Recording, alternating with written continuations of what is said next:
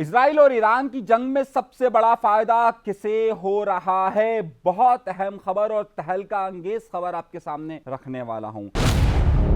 کیا واقعی میں آیت اللہ خامنئی کو شہید کرنے کا منصوبہ بنایا جا چکا ہے؟ اور اس کے پس پردہ حقائق کیا ہیں؟ مکمل تفصیلات آپ کے سامنے رکھنے والا ہوں۔ اس سے پہلے کہ میں اپنے پروگرام کا باقاعدہ آغاز کروں، میں آپ سے ہمیشہ درخواست کرتا ہوں کہ اگر آپ نے چینل سبسکرائب نہیں کیا تو سبسکرائب کا بٹن ضرور دبائیے گا اور حق کی آواز کا ساتھ دیجیے گا، باطل کی طرف مت رہیے گا۔ میں آپ کو بہت ہی اہم خبر دینے والا ہوں اور بہت ہی اہم ڈیٹا آپ کے ساتھ شیئر کرنے والا ہوں، اس لیے میں آپ سے درخواست کروں گا کہ پروگرام کو آخر تک ضرور دیکھیے گا۔ وہ حقائق آپ کے سامنے رکھنے والا ہوں کہ جو شاید آج سے پہلے آپ کے سامنے نہیں آئیں گے۔ ایران اور اسرائیل کے درمیان جنگ کا سلسلہ جاری ہے۔ آئیے سب سے پہلے ایک رپورٹ، دو چیزیں میں آپ کو دکھانا چاہتا ہوں اور اس کے بعد آپ کو یہ بات سمجھ میں آئے گی۔ ایک جہاز آتا ہے اور یہ جہاز ہے UAE کا، یعنی کہ دبئی کا، متحدہ عرب امارات کا، اور اس جہاز پر دو جھنڈے لگے ہوئے ہیں۔ ایک جھنڈا لگا ہوا ہے اسرائیل کا اور ایک جھنڈا لگا ہوا ہے UAE یعنی کہ متحدہ عرب امارات کا، جسے ہمارے ہاں پر عام طور پر دبئی کے طور پر جانا جاتا ہے۔ یہ ایک چونکا دینے والا انکشاف ہے، یہ ایک چونکا دینے والی ویڈیو ہے، لیکن اس کے پس پردہ چل کیا رہا ہے اسے سمجھنا بہت زیادہ ضروری ہے۔ لیکن اسی ویڈیو کے ساتھ ایک اور ویڈیو دیکھنا بھی آپ کے لیے بہت زیادہ ضروری ہے۔ اس ویڈیو کو ذرا غور سے دیکھیے۔ اس ویڈیو میں آپ کو نظر آ رہا ہوگا کہ کس طریقے سے ایک کوا جو جانتا ہے کہ حق اور باطل کس طرف ہے، کس طریقے سے وہ آہستہ آہستہ یہودیوں کی نشانی یعنی کہ اسرائیل کا جھنڈا نکالتا ہے اور پھر نکال کر اسے ہوا میں لہرا دیتا ہے۔ یہ دو باتیں کیا واضح کرتی ہیں اور یہ کس طرف کا اشارہ کر رہی ہیں؟ میرا آج کا پروگرام اسی پوری گفتگو کے اندر ہوگا، اس لیے پروگرام کو دیکھتے رہیے۔ آئیے سب سے پہلے میں آپ کو ایک طرف لے کے چلتا ہوں اور ایک انٹرنیشنل اخبار کی رپورٹ آپ کے سامنے رکھتا ہوں۔ اس رپورٹ کے مطابق UAE کہ جس کا جہاز ابھی آپ نے دیکھا، اس کی امریکہ کے ساتھ جو ڈیل ہوئی ہے وہ ڈیل کم از کم ابھی کے لیے $200 ارب کی ہوئی ہے، اور اس کے ساتھ ساتھ کل 10 سال کے لیے یعنی کہ 10 سال کے وقت کے لیے یہ $1400 ارب کی ہوئی ہے۔ کتنے کی ڈیل ہوئی ہے؟ $1400 ارب کی۔ یہ اخبار، یہ رپورٹ میں آپ کے سامنے رکھ رہا ہوں۔ اسی طریقے سے سعودی عرب کی جو امریکہ کے ساتھ حالیہ دنوں کے اندر ڈیل ہوئی ہے، وہ $142 ارب کا صرف سامان ہتھیار خریدا جا رہا ہے، جبکہ کل اس کی مالیت $600 ارب ہے۔ اسی طریقے سے آپ اگر ان تمام کو کیلکولیٹ کریں تو قطر کے ساتھ جو ڈیل ہوئی ہے وہ تقریباً $1200 ارب کی ڈیل ہوئی ہے، یعنی کہ ان تین ممالک کے ساتھ جو کل ڈیل ہوئی ہے اس کا حجم $2500 ارب ہے۔ کتنا؟ $2500 ارب ہے۔ اب آئیے آگے کی طرف بڑھیے۔ جبکہ ایران اور اسرائیل کے درمیان جو جنگ چل رہی ہے، اس میں روز کی بنیاد پر جو خرچ ہو رہا ہے وہ $30 کروڑ ہے، $30 کروڑ ہے۔ اور اگر یہ جنگ 10 دن تک جاری رہی ہے تو اس 10 دن تک جاری رہنے میں اس کا جو ٹوٹل کاؤنٹیبل ہے وہ ہے $3 ارب، یعنی کہ ایک طرف $2500 ارب کی ڈیل ہے اور ایک طرف اس پہ خرچ ہو رہا ہے $3 ارب۔ اب آپ کہیں گے بھئی کیا آپ کو اعداد و شمار دے رہا ہوں اور اس کی وجہ کیا ہے؟ آئیے اس وجہ کو سمجھتے ہیں، اور اسی لیے میں آپ سے گفتگو کرنا چاہتا ہوں۔ انسان ہتھیار کیوں رکھتا ہے؟ ہتھیار آپ نے کبھی رکھا ہو تو آپ یہ کہیں گے میں نے اپنی حفاظت کے لیے رکھا ہے۔ یہ لفظ جو حفاظت ہے یہ بھی ایک ڈر کی نشانی ہے۔ جتنا زیادہ ڈر ہوتا ہے انسان اپنے آپ کو اتنا ہی حفاظت میں لے جانے کی کوشش کرتا ہے۔ جنہیں زیادہ ڈر ہوتا ہے وہ اپنے ساتھ اسلحہ کیری کرتے ہیں اور اسلحہ لے کر چلتے ہیں۔ اگر آپ کو ڈر ہوتا ہے کہ فلاں جگہ پر یہ واقعہ ہو جائے گا تو آپ اس ڈر کے بچانے کے لیے یا اپنی حفاظت کے لیے بہت پیسہ خرچ کرتے ہیں۔ اس وقت دو باتیں کو بہت زیادہ ذہن میں رکھنے کی بات ہے، اتنا زیادہ خرچ اور اتنا زیادہ ڈر۔ اگر یہ جنگ اسرائیل ایران کی ٹینشن تناؤ کی کیفیت نہ پیدا ہوتی تو آپ کا خیال ہے کہ اس وقت اس خطے کے اندر $2500 ارب کی انویسٹمنٹ ہوتی؟ سوچئے، اگر میں किसी के यहाँ पर डर के लिए एक बुलेट फायर होता है, एक गोली फायर होती है, तो उस गोली की कीमत अगर 110 रुपए, तो सामने वाला उसकी हिफाजत के लिए कम अज कम 10,000 रुपए खर्च करता है। वो सीसीटीवी कैमरे लगाता है, वो दीगर चीज़ें खरीदता है कि मुझे इससे हिफाजत रहे। दुनिया भर की इकनॉमी को देखने वाले और दुनिया भर के माशी तजिया निगार इस बारे में है कि ये सबसे बड़ी इंडस्ट्री में से एक इंडस्ट्री असला साजी की इंडस्ट्री कहलाती है। 2500 अरब डॉलर की जो डील हुई है, उसकी सबसे बड़ी वजह वो खौफ है। इतनी बड़ी डील ना पूरी दुनिया के अंदर खुराक पर होती है, ना इतनी बड़ी डील तेल पर होती है, बल्कि अगर इसकी सबसे बड़ी वजह दिफा पर होती है।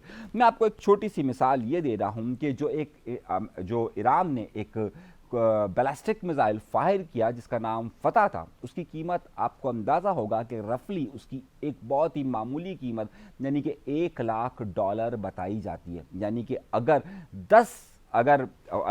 फतह मिसाइल अगर फायर हुए तो इसकी कीमत तकरीबन $10,00,000 होगी, और अगर ये 100 फायर किए गए तो इसकी कीमत $1 करोड़ के करीब होगी।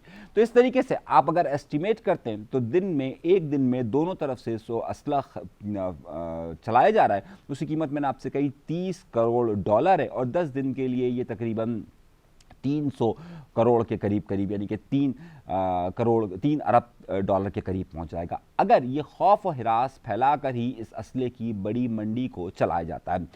दूसरी तरफ अगर आप इसकी मिसाल देखिए तो IAEA से लेकर अभी तक तमाम लोग इस बारे में वाज़ेह रिपोर्ट दे चुके हैं कि इस वक्त ईरान के पास यूरेनियम अफसूदगी यानी एटम बम बनाने की तरफ वो नहीं जा रहा था। ईरान खुद भी इसको डिनाई कर रहा है। तो फिर क्या वजह है कि यहाँ पर इतने अटैक किए गए? अब इसकी दो बड़ी वजूहात सामने आती है। एक बड़ी वजह यह आती है कि आम तौर पर इस तरह का डर और खौफ पैदा कर अपनी मार्केट को ज़्यादा से ज़्यादा बड़ा किया जाता है, जिस तरीके से इस वक्त अमेरिका ने किया। और दूसरी बड़ी वजह यह बताई जाती है कि उस जगह पर कब्जा किया जाए या वहाँ से उठने वाले नुकसानात को बचाया जा सके। ईरान पर हमलों ने ये बात ईरान पर हमलों से पहले ही वो ईरान की काफ़ी ताकत को ख़त्म कर चुके थे, जिसमें हिजबुल्लाह का महाज हो चाहे वो शाम का महाज हो। तो इस वक्त आखिर ईरान का टारगेट ईरान में फिर अगला रह जाता है कि क्या वो वहां पर हुकूमत तब्दील करना चाहते हैं। हुकूमत की तब्दीली के लिए ज़रूरी ये होता है कि वो वहाँ पर अटैक करें, और हुकूमत की तब्दीली के लिए वहाँ के लीडर को हटाना बहुत ज़्यादा ज़रूरी होता है। नेतन्याहू की तरफ से और इजराइल की तरफ से मुसलसल ये स्टेटमेंट आ रहे हैं कि वो खामनाई का अंजाम सद्दाम हुसैन और कर्नल कज़्ज़ाफ़ी की तरह करेंगे। अब सद्दाम हुसैन की मिसाल क्यों दी जाती है और कर्नल कज़्ज़ाफ़ी की मिसाल क्यों दी जाती है? सद्दाम हुसैन के इराक पर मुसलसल हमला किया गया, बम्बार्टमेंट की गई, और बम्बार्टमेंट के बाद सद्दाम हुसैन को गिरफ्तार किया गया। गिरफ्तार करने के बाद उसे फांसी दी गई। जबकि लीबिया के सदर पर लीबिया पर हमला किया गया और कर्नल कज़्ज़ाफ़ी को वहीं पर जिन लोगों ने पकड़ा उन्होंने उसकी जान ले ली। तो क्या आयतुल्लाह खामनई के मुतल्लिक भी इस तरह से सोच रहे हैं और इसी तरह की आसानी है? दर हकीकत वो ये चाहते हैं कि अगर वहाँ की सुप्रीम लीडर को अगर ख़त्म कर दिया जाए तो उसके बाद वहाँ का निज़ाम उनके पास आ जाए। अब वो निज़ाम आने के लिए ही वाकई में ये स्ट्रगल हो रही है या ये जहरियत हो रही है? तो आपको जवाब मिलेगा नहीं।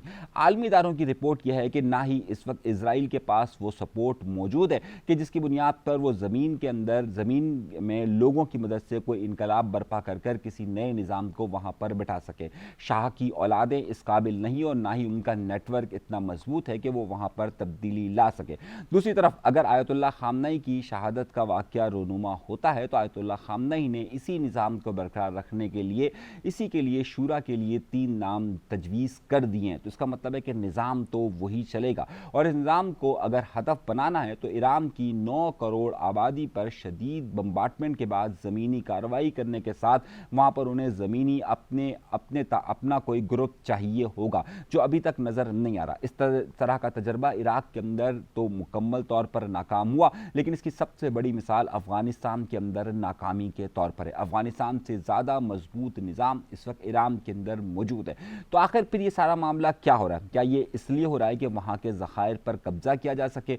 आपके इल्म में होगा कि 1948 से पहले और ख़ास तौर पर जो पुराना ईरान था जिसमें رضا شاہ پہلوی کی حکومت تھی، وہاں پر جو برٹش پیٹرولیم اور دیگر پیٹرولیم کا بڑا قبضہ تھا۔ جو کچھ بھی ایران کے اندر آئل پروڈیوس ہوتا تھا اس کا 70% ان کمپنیز کو جاتا تھا اور ایران پر صرف 30% خرچ ہوتا تھا۔ وہاں پر ڈاکٹر مصدق جب وزیر اعظم بنے تھے تو انہوں نے ان تمام کمپنیز کو ختم کر دیا تھا، جس کے بعد CIA نے آپریشن کرتے ہوئے ڈاکٹر مصدق کا خاتمہ کیا، اور اس کے بعد جو رجیم آیا اس میں امریکہ کا شیئر اس کے اندر بڑھ گیا۔ 1978 تک، جب تک کہ ایران کے اندر انقلاب نہیں آیا تھا، وہاں سے امریکہ، برطانیہ اور فرانس کا پیٹرول کے اندر ایک بہت بڑا شیئر تھا۔ تو کیا اب دنیا کے چوتھے نمبر کے سب سے بڑے پیٹرول اور گیس کے ذخائر پر ایران کی جو ذخائر ہیں اس کے اوپر امریکہ کی یا پھر یورپ کی نگاہیں یا پھر اسرائیل کی نگاہیں کہ یہاں پر منمانی حکومت قائم کی جائے اور اس کے بعد اسی طریقے سے پیٹرولیم پروڈکٹس پر اپنا شیئر حاصل کیا جائے، تو یہ بات شاید ابھی ممکن ہوتی ہوئی نظر نہیں آ رہی ہے۔ تو پھر مقصد کیا ہے؟ مقصد اگر یہ بھی نہیں ہے کہ پیٹرولیم کی مصنوعات پر فوری طور پر قبضہ کیا جا سکے، مقصد یہ بھی نہیں ہے کہ وہاں پر زمینی طور پر قبضہ کیا جائے، مقصد یہ بھی نہیں ہے کہ وہاں پر جوہری نظام کو ختم کیا جائے، تو پھر مقصد کیا ہے؟ مقصد صرف ایک نظر آتا ہے کہ اس تناؤ کی کیفیت میں زیادہ سے زیادہ اسلحے کی انڈسٹری کو فروغ دیا جائے۔ اس وقت اسلحے کی انڈسٹری کے جتنے بھی ماہر موجود ہیں اور وہ تمام کے تمام لوگ اس بات کو زیادہ پروپیگیٹ کر رہے ہیں کہ دنیا اس حملے کے بعد زیادہ انسیف ہو چکی ہے۔ یوکرین اور روس کی جنگ کے بعد اس پورے خطے کے اندر عالمی سطح پر یورپ سے لے کر ہر جگہ پر ہتھیاروں کی دوڑ شروع ہوئی۔ اس کے بعد پاکستان اور انڈیا کے درمیان جنگ نے اس کیفیت کو مزید بڑھایا، اور اب مشرق وسطیٰ کے اندر اس کیفیت سے جو پوری دنیا کے اندر اسلحے کی خریداری ہے اس میں 1000 گنا اضافہ ہوا ہے، اور اطلاعات یہ موصول ہو رہی ہے کہ اب یہ انڈسٹری سالانہ 5 ٹریلین سے اوپر تجاوز کرتی جا رہی ہے، یعنی کہ 5000 ارب ڈالر کے اوپر جاتی ہوئی نظر آ رہی ہے۔ دنیا میں اگر کسی چیز پر سب سے زیادہ خرچ اس وقت کیا جا رہا ہے تو وہ اسلحہ سازی ہے۔ ذرا غور سے میری بات کو سمجھیے گا اور سمجھ کر اس پر غور کیجئے گا کہ میں نے کہا کیا ہے اور اس پوری رپورٹ کا بنیادی مقصد کیا ہے۔ اپنا بہت سا خیال رکھیے گا۔ اللہ تبارک و تعالی شر پھیلانے والوں سے اور سے ہمیں بچائے۔ اپنا بہت سا خیال رکھیے۔ اللہ نے کے بعد